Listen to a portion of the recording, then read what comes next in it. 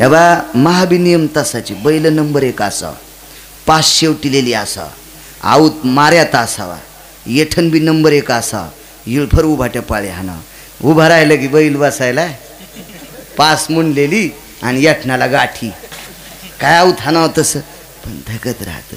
कमी किराणा असल्यावर जिला भजे चांगले करता येतात का तिला सुगरण म्हणता येते. हा चांगलं वाजलं दादा तुम्ही छान. विठाला विठाला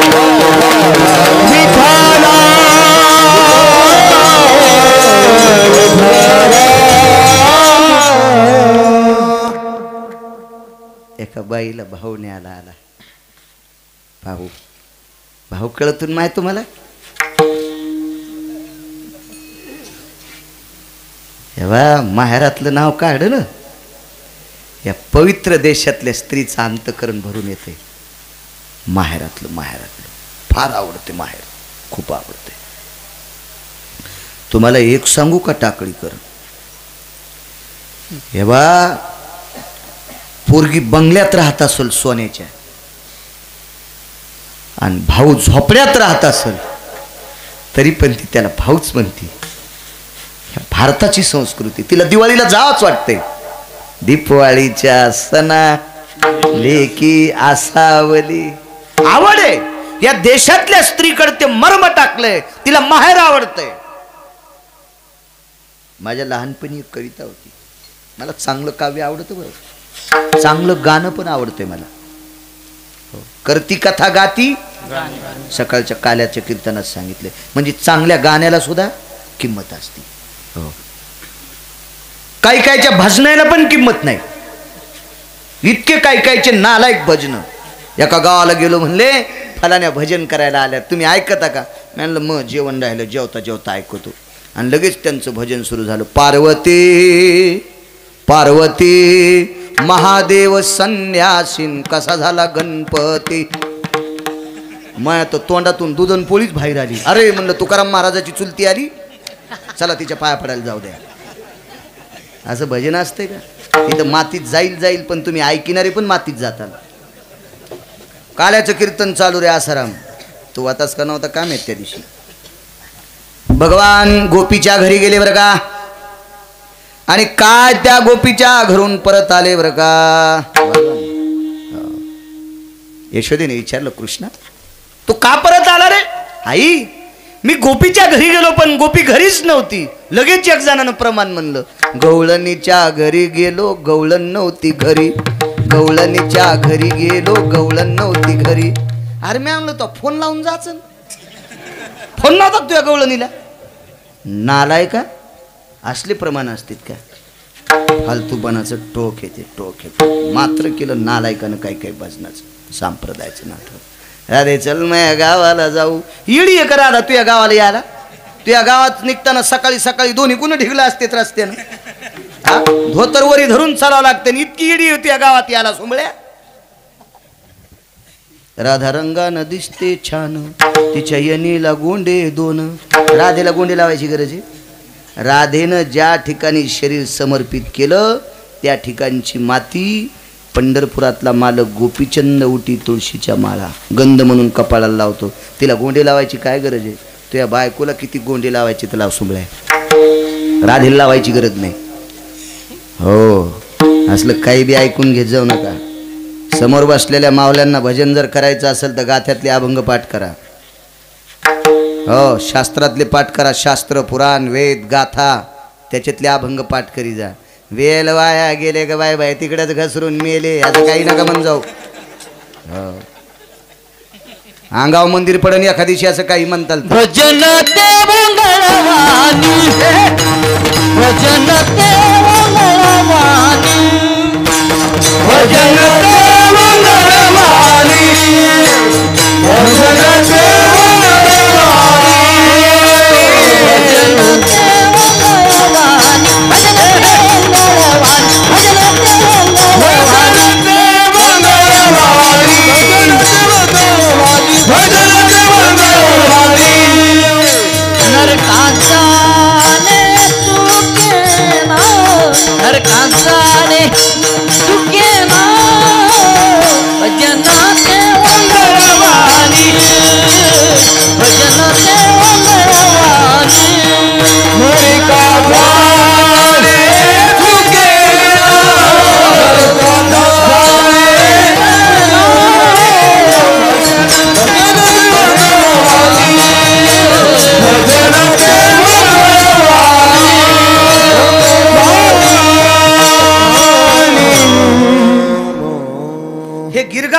नाही का?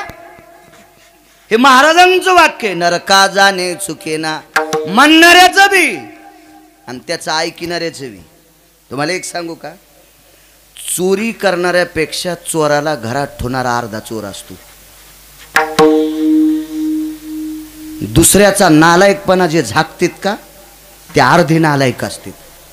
हे बा चूक कधीच झाकली नाही पाहिजे. एका बाईनं मला दूध घ्यायला बोललं, मी घेत नाही दूध. त्या बाईला म्हणलं माय मी काय बोक्या नाही,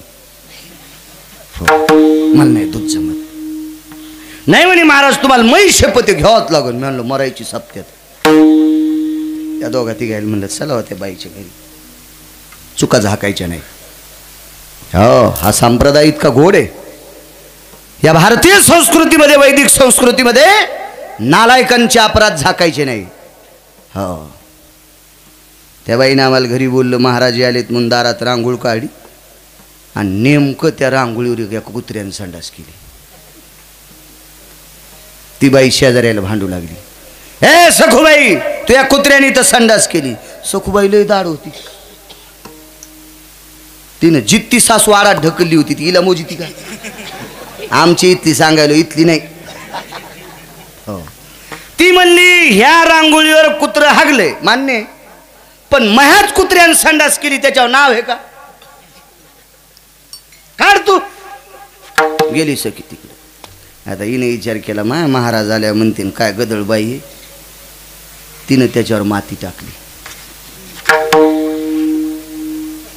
आणि लग्नातला 22,000चा गालीच्या मला बसायला बैठकीत टाकला.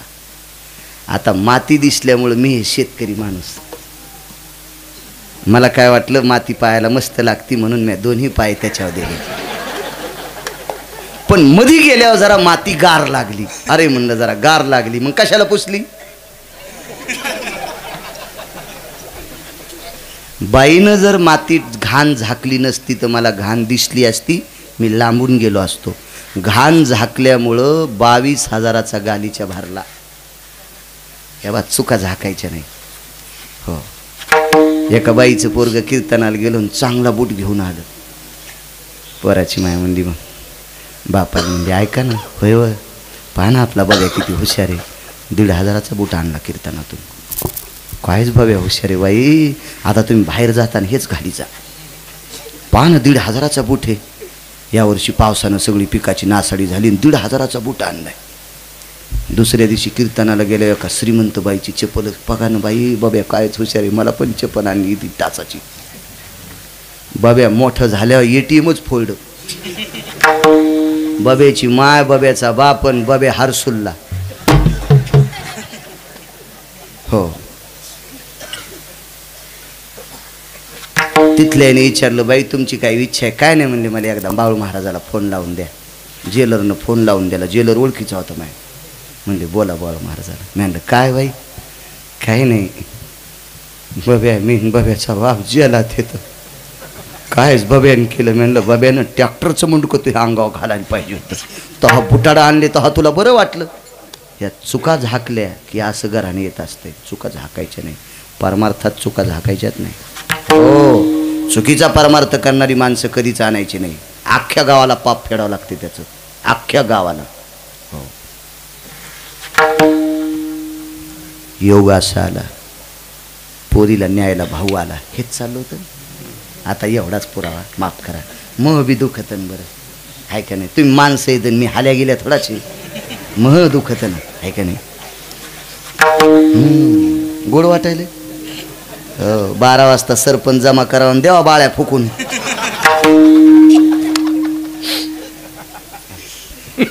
माणसं तिकीट खर्चून येते. हो, रोज इतकेच येत होतात का? नाही, आज जरा जास्त आलेत नाही का? आज काय जाताना पैसे गावसणार आहेत का? सगळं आपलं गिऱ्हाईक टाकळीकर. तुमच्यामुळं आम्हाला किंमत आहे. तुम्हाला एक सांगू का, ज्ञानोबराय कीर्तनातल्या श्रोत्यांना शंकर म्हणले आणि कीर्तनातल्या महिलांना पार्वती म्हणले. प्रभू तुम्ही महिषाच्या मूर्ती. सज्जनांनो, तुमच्यामुळं आम्हाला किंमत आहे. दुकानात 5 कोटीचा माल आहे पण गिऱ्हाईकच नाही. काय करता महाराज? अख्खे ग्रंथ पाठे पण कोणीच ऐकत नाही. म्हणलं सांग पप्याच माईला. तुमच्यामुळं आम्हाला किंमत आहे. वक्ता हा श्रोत्यामुळं सोबत असतो बुवा, श्रोत्यामुळं. तुमच्यामुळं किंमत आहे. चला 10 मिनिटं पुढं. नंतर पुन्हा मालकाची पालखी, निवृत्तीबाबांची अख्खी ग्राम प्रदक्षिणा, गाव प्रदक्षिणा, रात्रभर जल्लोष. काय आनंद आहे. आम्हाला येताना रस्त्यानं पंढरपूर भेटल्यासारखं वाटलं. हो, त्या पालख्या बघितल्या असं वाटलं की भगवान शिवशंकर आणि भगवान विष्णू परमात्मा दुमदुमून गेलेत. काय ना,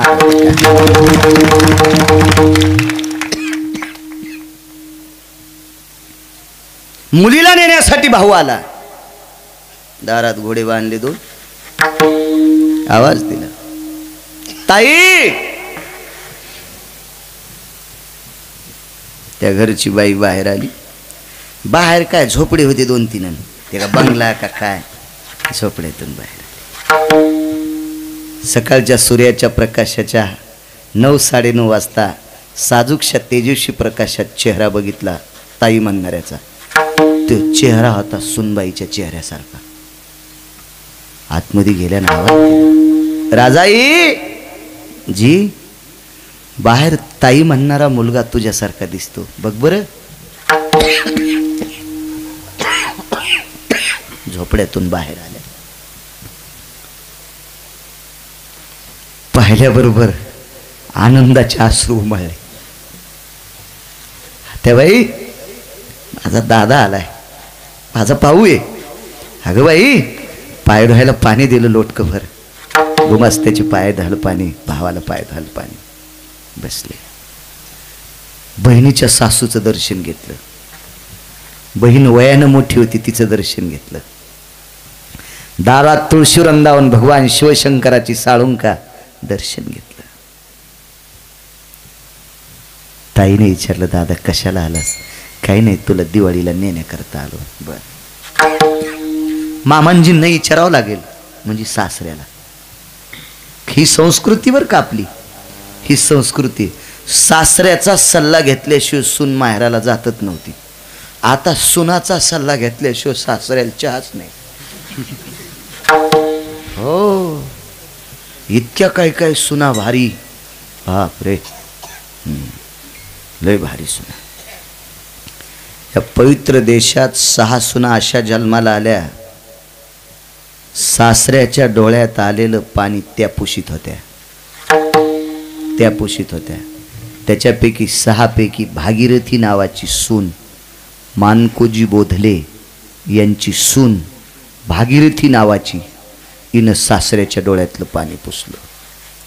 5 पुन्हा घरी गेल्यावर पहा, दुसऱ्या कीर्तनात सांगन, सगळ्या गोळ्या एकखट्या घेतलं की रिॲक्शन येत असते. म्हणून एक एक घेतली पाहिजे. सासू सासऱ्याच्या डोळ्यातलं पाणी पुसायच्या 6 सुना जन्माला आल्या महाराष्ट्रात. सासऱ्याला रडिणाऱ्या आणि सासूला रडिणाऱ्या कुंटालानं पाहिल्या, कुंटालानं टनानं पाहिल्या. हो,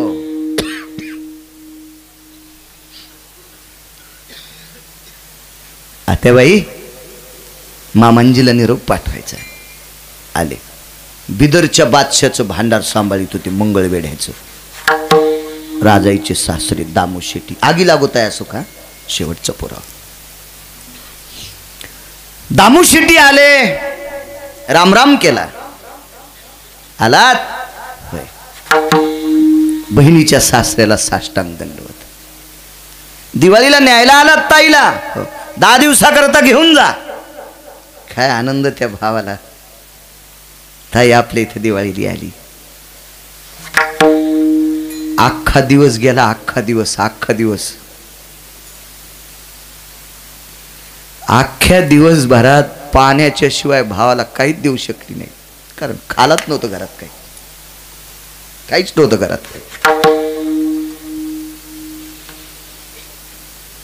घोडे 3 होते. मागच्या घोड्यावर एक गुमास्ता, पुढच्या घोड्यावर एक गुमास्ता, मधल्या घोड्यावर भाऊ. भावाच्या पाठीमाग बहीण बसली. बिदरला निघालं घोडं. मुक्काम दर मुक्काम करीत करीत निघाले. मुक्काम पडल्याच्या नंतर संध्याकाळची वेळ. सकाळी स्नान केलं पहाटेच वाहत्या पाण्याला, अंधारात. रस्त्यात कपडे बदलायचे ना, अंधारात स्नान केलं बाईनं. काय संस्कृती आहे देशाची. एका झाडाखाली बसले. पुढे वडील सरदार होते बिदरच्या बादशाचे. रस्त्यात एक श्रीमंत व्यक्ती भेटला. कोण? बिदरच्या बादशाच्या सरदाराचा मुलगा आहे. पंचपक्वान्नाचं जेवण. काय कमी होती ती? जेवण झाल्यावर दुपारची विश्रांती करण्यासाठी बसले. गाव जवळ आलतं बिदर. बहिणीनं भावाला जवळ बोलिलं, गुमस्त्याला जवळ बोलिलं. दोघा जणांना सांगितलं, बापू तुम्हाला मी काही म्हणत नाही, पण दादा मी तुला किती आवडते. भावान बहिणीला सांगितलं, ताई माझ्या प्राणापेक्षा जास्त आवडतीस. दादा तुला आई बाबाची शपथ आहे. आई बाबानं घरी गेल्यावर जर विचारलं ताईच्या घरची परिस्थिती कशी आहे, तर तुला सांगू नकोस, तुला तुझ्या बहिणीची शपथ आहे. कोणाला म्हणायचं? भारताची स्त्री माहिती आहे, आपल्या घरचं मोठेपण जगभर सांगती आणि आपल्या घरची फजिती दाबून ठेवती. ही पवित्र स्त्री या देशाची आहे. इतकी पवित्र स्त्री या देशाची. आपलं भिकारपण चव्हाट्यावर मांडित नाही, आपलं दारिद्र्य लोकांच्या पुढे आपटीत नाही. ती या देशाची स्त्री आहे, या देशाची पवित्र स्त्री ती आहे. गेले घरी वेगात सांगतो. गेल्याबरोबर बापाच्या गळ्याला मिठी मारली, आईच्या गळ्याला मिठी मारली, आईबाबाचं दर्शन घेतलं. आईनं इतक्या कडकडाटून मिठी मारली, इतक्या कडकडाटून. गेल्या 2 वर्षाचं वात्सल्य तिचं उतू आलतं. ते वात्सल्य हृदयाला मिठी मारल्याबरोबर ते वात्सल्य तृप्त झालं. लेक लेक गळ्याला मिठी मारते, काय आनंद असतो. मी मगाशी तुम्हाला बोलून गेलो, मुलगी कोट्याधीश जरी असली तर भिकारी माहेर पण तिला आवडते. एक कविता सांगून सांगून राहिलो तुम्हाला. चांगली गाणी, चांगली कविता गोड असतात, चांगल्या कविता पण चांगल्या. बरं हल्ली काही कविता, पप्पा माझ्या मम्मीचे, मम्मी माझ्या पप्पाची, लेकर कोण्या भूताचे, ह्या असल्या कविता. उत आला उत ह्या कविताचा. उत उत. मी ताक पितो, मी दूध पितो, मी वढ्यान फिरतो, तू रेल्वे खाली मरण. असल्या कविता असतात का कुठे? दादा मला एक वहिनी आण. मिशात नाही तुझ्या दादाला, कुठं वहिनी बोकांडीवर घेईन तू. मला वहिनी आण. आमचं पोरग शाळातून आलं, मला ही कविता कोण शिकली रे म्हणलं? बेसरामाच्या फोकान हाणायला पाहिजे. तुला ही कविता शिकित असते तोय? दादा मला एक वहिनी आण. काही काही कविता. अरे कापसाविन उले, अरे कापसाविन उले, त्याले बोंड म्हणू नये. हरिनामाविन बोले, त्याले तोंड म्हणू नये. हरिनामाविन बोले, त्याले तोंड म्हणू नये. काय गोड कविता आहे. दुधावर आली बुरी, तिले साय म्हणू नये.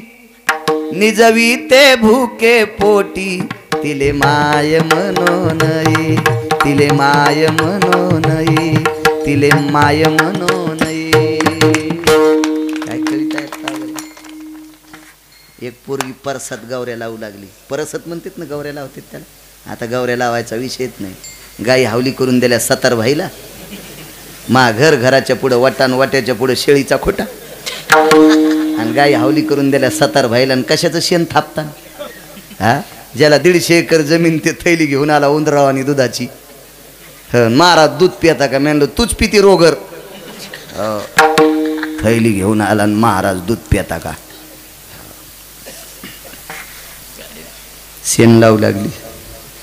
शेण लावता लावता दादा वारं आलं. स्वामी वारं आलं. वारं. आणि वारं आल्याच्या नंतर ती पोरगी वाऱ्याला काय म्हणली? घाल वाऱ्या पिंगा, पिंगा माझ्या परसातर. ए घाल वाऱ्या पिंगा, पिंगा माझ्या परसातर. ए वाऱ्या माझ्या परसात पिंगा घाल. त्याच्या पुढचं सांगत नाही. आणि माझ्या माहेरात जाऊन सांग, माझ्या आई बाबाच्या कानात, सुखी आहे कोर तुझी, सांगे आईच्या कानात. माझ्या आईला सांग तुझी पोरगी खुशाले. इतकी श्रीमंत संस्कृती या देशाची आहे. इतकी श्रीमंत संस्कृती. काय कविता होत्या त्या. बैलाची कविता माहिती तुम्हाला? हो, लय जण बैल म्हातारे झाल्यावर 70 बैल देऊन टाकतात. काही काही माणसं तर हंगामी बैल वापरीत. उन्हाळ्यात काम नसतं ना, एकूण टाकायची. तितक्या गड्याच्या पैशात पुन्हा बैल भेटते. काय बैलाची उपकारित आपल्यावर. कवी इनामदाराची एक कविता होती. बैल मेल्यावर काय म्हणतो त्याच्या अगोदर, तुझ्या शेतात राबून माझी सरली हायात, नको मोकलूस आता मला उतार वयात, मला उतार वयात. हे हातपाय थकले रे शेतकरी राजा, आता मला नाही नांगर ओढत. 4 पाऊल मला नांगर ओढत नाही, आता मला नकोच मोकलू. काय म्हणतो बैल, मेल्यावरी मला एकदा तुझ्या दारात रुजू दे, माझ्या कातड्याचे जोडे तुझ्या पायात वाजू दे. बैल म्हणतो शेतकरी राजा, मी मेल्यावर माझ्या कातड्याचे जोडे तुझ्या पायात वाजू दे. कवी इनामदारांची कविता आहे, मला लक्षात येणं बरोबर. आता काय कविता वाचा, कधी वाचा. अशा चांगल्या कविता वाची ग, काही कविता. अरे ती रस्त्याने चालली, अरे ती रस्त्याने चालली, 10 दिशांनो फुले टाका. तुम्ही तयार नसाल तर माझ्या हृदयाचा गालीचा टाका. आणि हो सकाळी पाणी नेत नाही, कळालं ना? आणि त्याची कविता तुम्ही म्हणायची. किती नालायक पण आहे. काय गोड कविता, काय कवी काव्य. हो, तमाशातले गाणे गोड होते महाराज माझ्या लहानपणी. मी काय तमाशा पाहिला नाही. मधुर मिलन आज लाभला, मधुर मिलन आज लाभला, सुगंध सोन्याला, लावणी भुलली अभंगाला, लावणी भुलली अभंगाला, लावणी भुलली अभंगाला.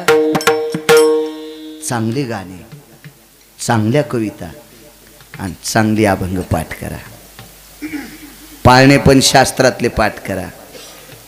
वल्लिया नाया गेले मारवती, जिवंत केले उर्मिला पती, जुबाळा जुरे जू,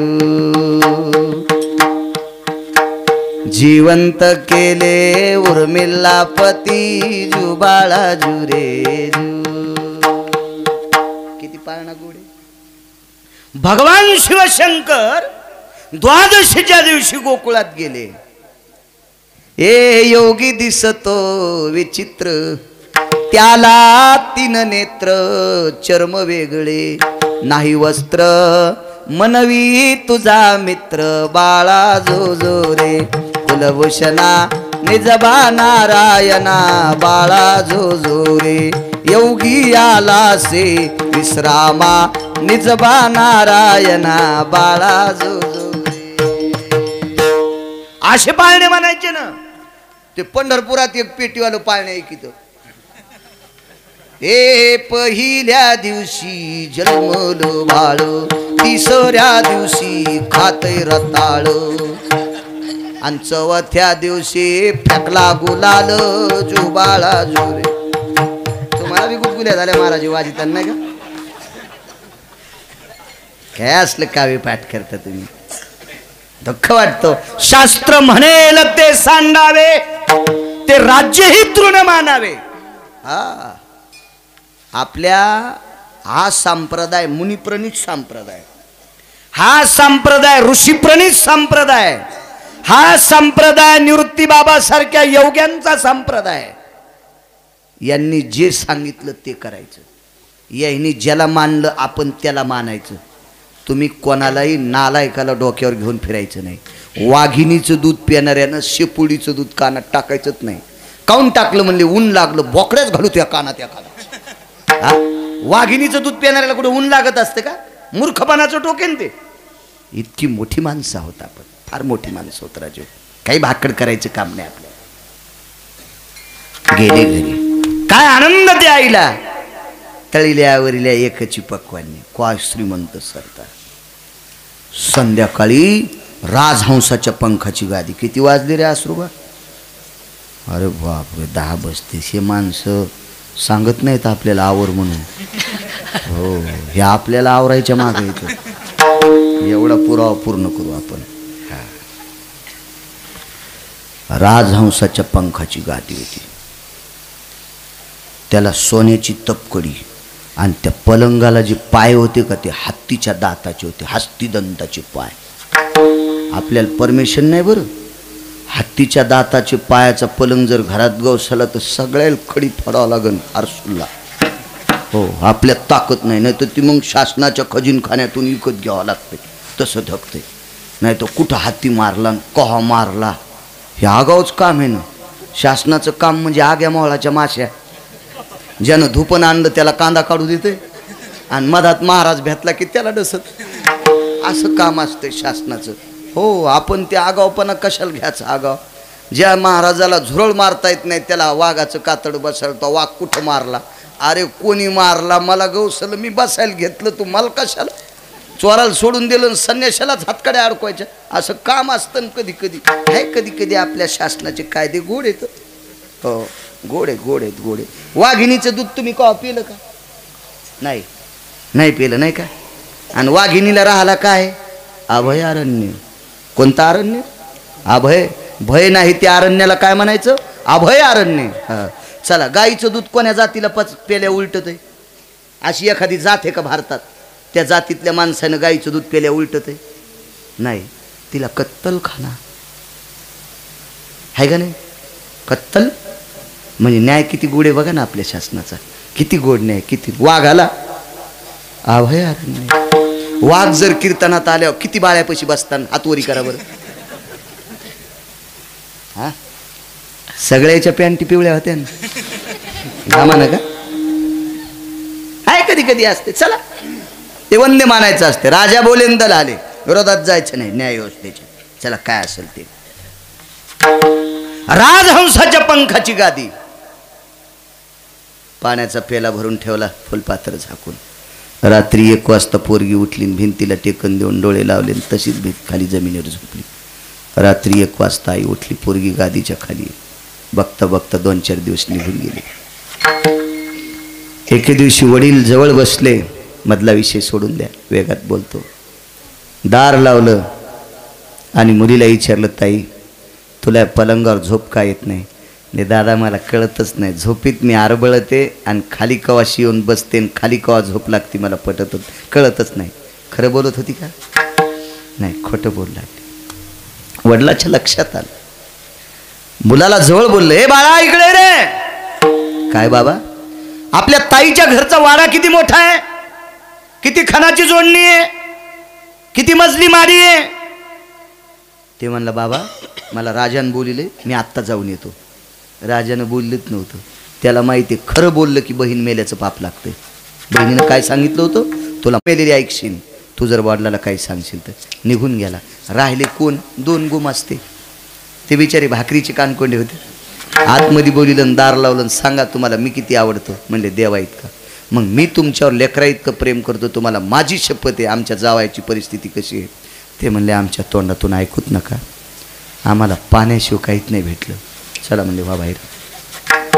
इतकंच पाच होतं फक्त. दार लावलं आणि पोरील जवळ घेतलं. बाप होता तो, बाप.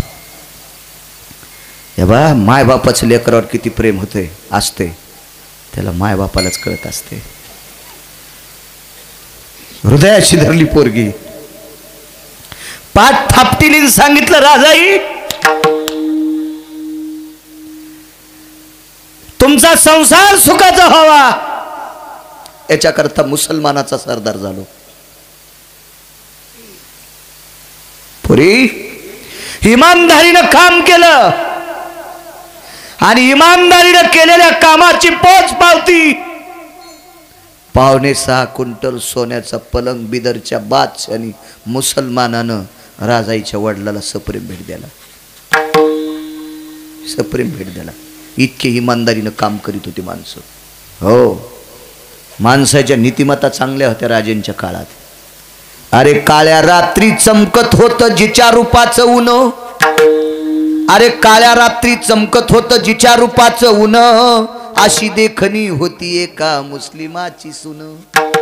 अरे तिला पाहुनी आज आई म्हणाला, अरे तिला पाहुनी आई म्हणाला, राजा तो सिलवान.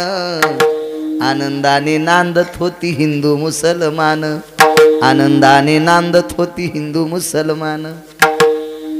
अमावस्याच्या रात्री जिचा प्रकाश पडतो त्या मुसलमानाच्या पोरीला आई म्हणाला राजा.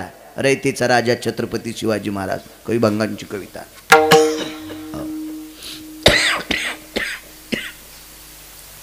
अरे ताई, मी निष्ठेनं कामगिरी बजावली, याची पोच पावती मला 5.6 क्विंटल सोन्याचं पलंग दिलाय.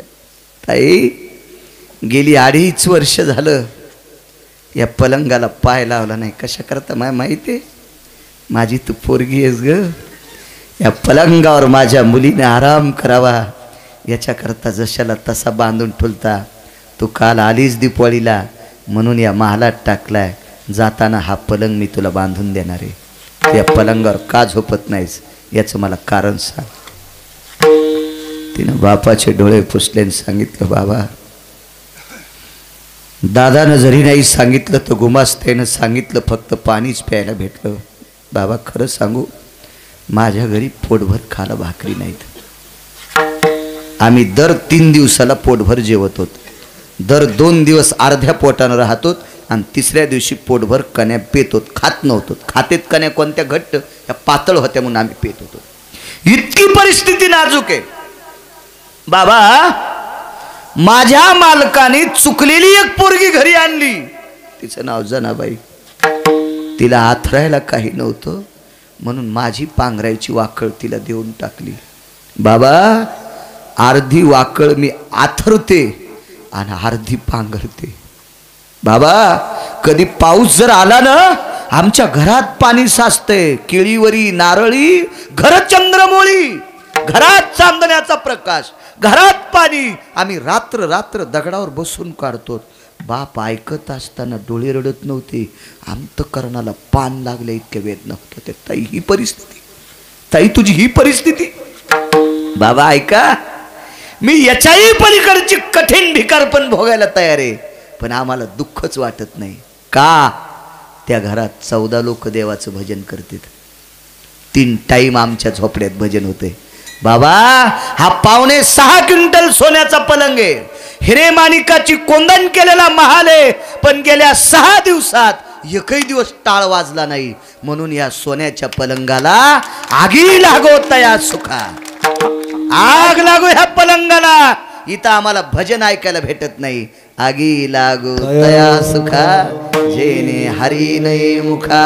ज्ञानेश्वर माऊली, ज्ञानराज माऊली,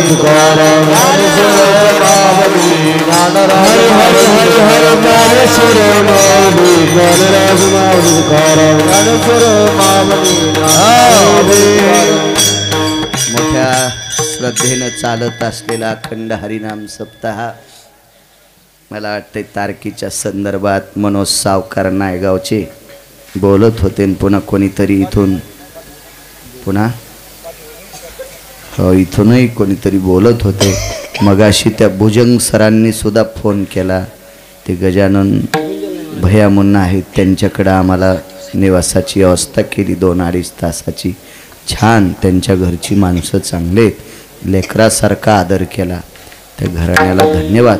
तुमच्या गावातली माणसं सात्विक, सदाचारी, एका महान योगी राजाच्या पदस्पर्शाने, निवृत्तीनाथ स्वामींच्या पदस्पर्शाने पुनीत झालेलं तुमचं गुंटूर नावाचं गाव, एवढा मोठा वैभवशाली परमार्थ, इंद्राच्या वैभवाला लाजविल इतकं सुंदरसं वैभव. फार सुंदरसं मंदिर आहे. मारुतीरायाच्या मंदिराची नुकतीच फरची पण चालू आहे. मी येताना बघितलं, तिथं फार सुंदरसं काम. तुम्हा गावकऱ्यांना द्यावे तितके धन्यवाद. गावात सगळ्या आडनावाच्या माणसांना धन्यवाद देतो. आमचे मृदंगाचार्य महाराज, काय नाव तुमचं महाराज? अविनाश महाराज. छान छान. फक्त तुम्हाला आवाज नव्हता, तर धकून घ्यायचं असते, चलत राहत असते. जे टाकळीकर महाराज असतील, त्यांच्या बाजूचे महाराज असतील, ते संघचा आसाराम आहे, त्याचं नाही असतो. ते संचाल काय नाही ताण घ्यायचा. ते बाजूचे असतील, तुम्ही महाराज इने करी दोन्ही, काळी पॅन्ट इने करी दादाला, असं त्याचा. काळ्या पॅन्टीवर का होत नाही, इना घेतला तुम्हाला प्रणाम घ्यायचा, पण याच्यानंतर पांढरी पॅन्ट शिवा. अहो बायका, मुकाट्या कापू शिकून बापाचं नाव करून दागिने करून यायला आता रांगत गेली आणि सांगत आली. हो, आमच्या पोराईची माय दिवाळीला गेली आणि 1,500ची साडी नेसून आली. माया पुढून गेली, पण मी नाही म्हणलं केवढ्याची, मी रकिलेन. या जगात जर्मनी, भारतात परभणीत गिरगाव चरबटेन तिथलं मी भूते. मी नाही म्हणलं केवढ्याची. तीन दुसऱ्या दिवशी बी नेसली ते तरी मी नाही म्हणलं मी केवढ्याची. तिसऱ्या दिवशी नेसली तरी विचारलं नाही केवढ्याची. बायकायला कसं असतं माहिती आहे का, बायकाला एक असं मेमरी कार्ड दिले आपल्या भारतातल्या, दुसरं चांगलं म्हणलं की त्याला बरं वाटतं. हो, नवऱ्याने एका बाईला 20,000ची साडी आणली आणि त्यानं नेसली. शेजारीन म्हणली, माय कसं सतरंजीवानी सुते. वरखंडलं तिचं तोंड मांजराने. काय 20,000 दिले आणि सतरंजीवानी सुत आणलं. त्यानं पुन्हा 5,000 टाकले आणि 25,000ची साडी आणली. शेजारणीला दाखिली, म्हणली काय याच्या बुट्या कशा गोचडावानीच आता. तिचं पुन्हा थुत्तर वरबाडलं. म्हणली काय साडी आणली. त्यानं पुन्हा 5,000 टाकले आणि 30,000ची साडी आणली. आता कस्तुरीबाईनं पाहिली आणि कस्तुरीचं एक गुलूब शाट झालेलं आणि एकाच गुलपान. म्हणली माय काय कलर बाजावाल्यावानी छे का. कशा असं त्यात बघा ना. म्हणजे नवऱ्यानं 30,000ची आणली, त्याचं मोठे पण नाही, गुलप शाट झाली ना तिने सांगायचं खराब. असं खराब मानित असते तो. हो, आमच्या घरच्याला आनंद होत नाही मी केवढ्याची म्हणलंच नाही. एका दिवशी असं तेरवीच्या कीर्तनाला गेलो, घरी जेवायला गेलो. म्हणलं मला जेवायचं या धोळा का. आणि म्हणलं मग कवा खात असते. मग ते वाढलं मला जेवायला काय नाही, पोळ्या सकाळच्या वाढ्या, गॅस पेटीलाच नाही, लगेच भाजी केली. हरभऱ्याची भाजी चुरगाळली, त्याच्यावर भुरकीन जरसं तेल टाकलं. म्हणलं मी का संक्रीत गाय आहे का रे. नाही इतका नाही इचकाल्याला बाजार मग, फक्त तुमचं सांगायला ध्यानात ठेवा. हिशोबात माझं आमच्यावर घेतलं की तुम्हाला मस्त आनंद वाटतो. उकळाच येतो बघेन. साडीची घडी अशी कोपऱ्यात होती. म्हणलं काय साडी खाशी ग. माझ्या भावाने घेतली. म्हणलं 1,500ची. बाई तुम्हाला कसं काय माहिती आहे. आणि म्हणलं मी का सनेशी आहे काय, मला साडीचा भाव कसा कळत नाही. 1 रुपया पण कमी नाही. 1,500 म्हणजे 1,500च घेतली दुकानदारानं. म्हणजे इकडं भाऊ मी अशी पाहता असं केलं. म्हणलं 150 तुझ्या भावाचे त्याच्यात आणि 1350 आपलेच येतो. बाईन तुम्ही कहा दिले. आणि म्हणलं भागवताच्या डाळी इकलेले पैसे. पण आम्ही दोघंच होतो का, पुन्हा कोण नव्हतं. तेरी चूप आणि मेरी चूप. मला म्हणली तुम्हाला कसं कळालं. म्हणलं वास घेतला तेव्हा डाळीसारखा आलता. हो कशा असं त्यात बघा ना, लगेच कळ. इकून पैसे नाही त्यानं. माझ्या भावानं साडी घेतली, तो भाऊ ऊस तोडायला गेला, त्यालाच मिळ नाही, तुला का साडी घेईल. हो असा नाद असतो ना, लगेच कळत. असं मोठ्या श्रद्धेनं चालत असलेला अखंड हरिनाम सप्ताह मनोज सावकार बोलत होते. त्यांनाही धन्यवाद. लांब आहे त्यांचं गाव, त्यांना येता नाही आलं. रयतेचे राजा छत्रपती शिवाजी महाराजांचा पुतळा अर्धाकृती आहे तुमच्याकडं, फार छान. अधिष्ठान दैवत निवृत्तीनाथ स्वामी योगीराजांच्या चरणी साष्टांग प्रणिपात. ग्राम